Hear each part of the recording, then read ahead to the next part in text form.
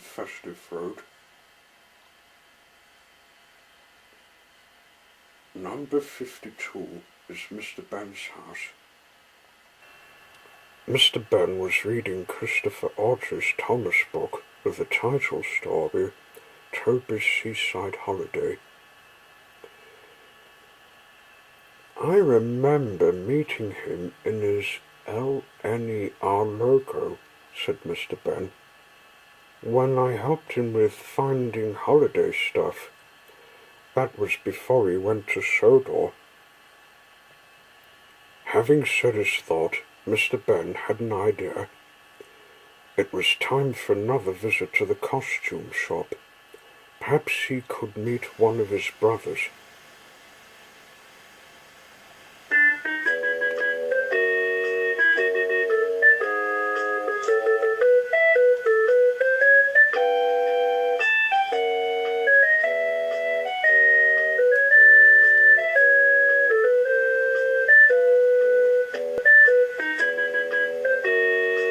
For a minute he paused before going in.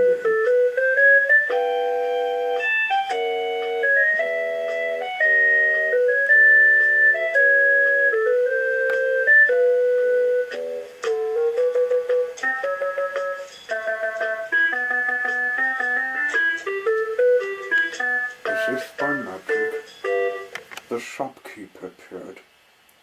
"Hello," he said. "You're in time to see this new outfit. It's a foreman's one this time." "I'll try it," said Mr. Benn.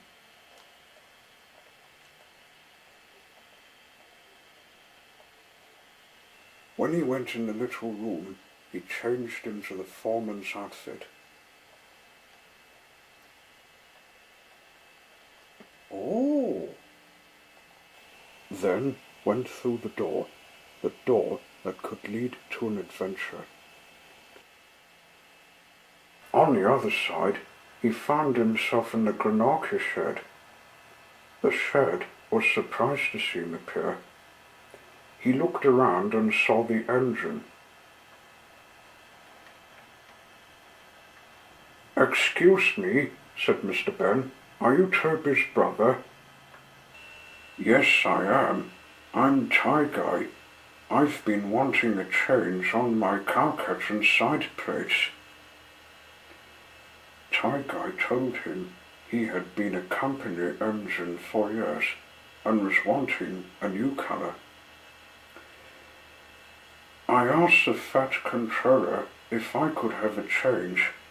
The time came to me that my convict days are over. But," he went on, "my driver read the paper saying a man named Backbone has arrived doing his deed to hunt me. The days of sold slaves have been forgotten, but the days of sold engines isn't. I'm sold here, but he claims to want me as a slave to his pit. I refused to go to it a lot of times because England wasn't a good place." "It's your logo, that's what attracts any criminal," said Mr. Benn. "Let's get my new colour put on. We might have time to stop him."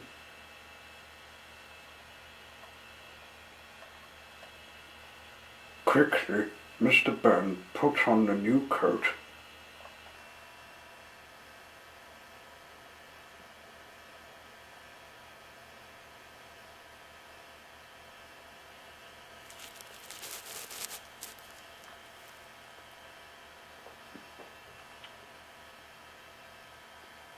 After that, he found a new name on a nameplate.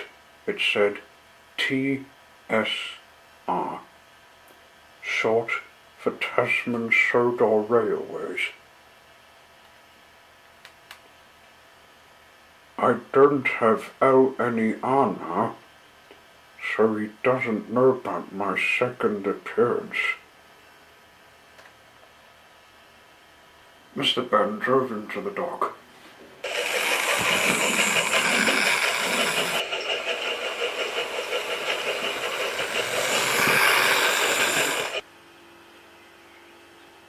When they got there, they found Blackburn, who just got off his boat.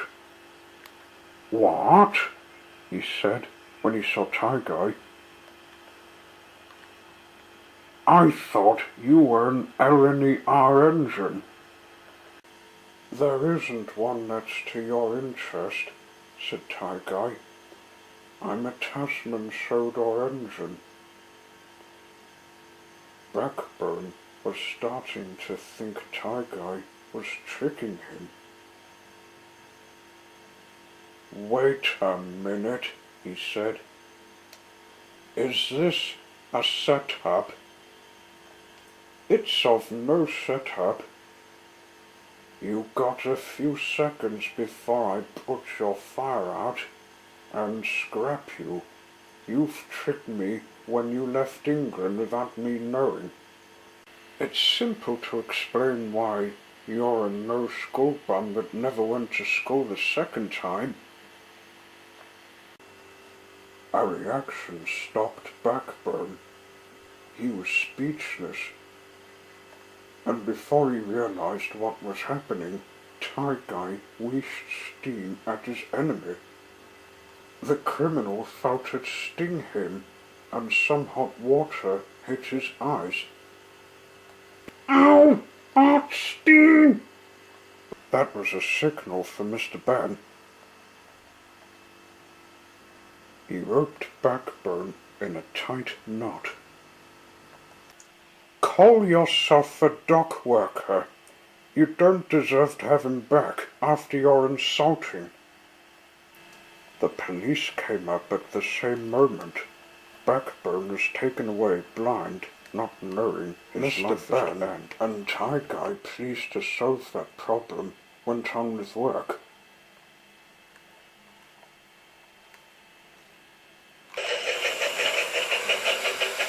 Taking the post train.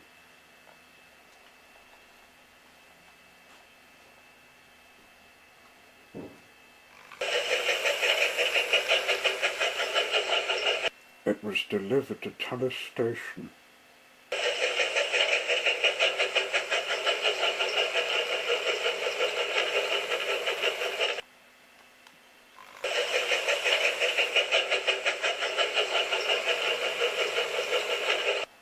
Then Tie-Guy took a drink.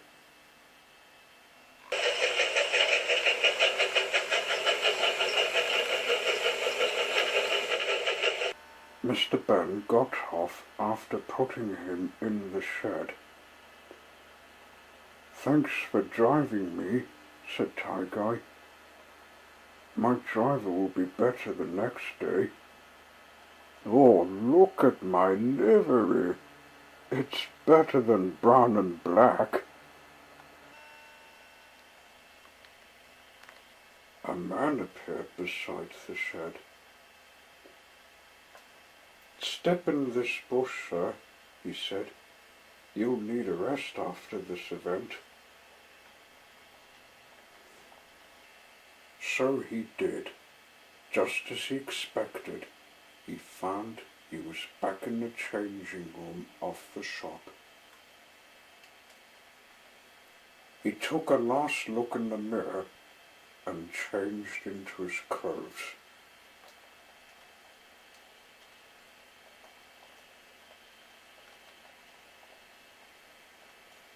"Tie-Guy's glad to not be a convict," said Mr. Benn as he returned the foreman's outfit. "Thanks to you helping with stopping a criminal that has been looking for him," said the shopkeeper. "It's the last of him to see."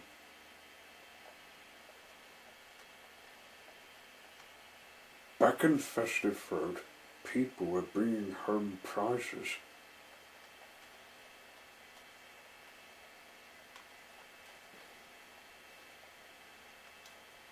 At his door, Mr. Benn found a paintbrush.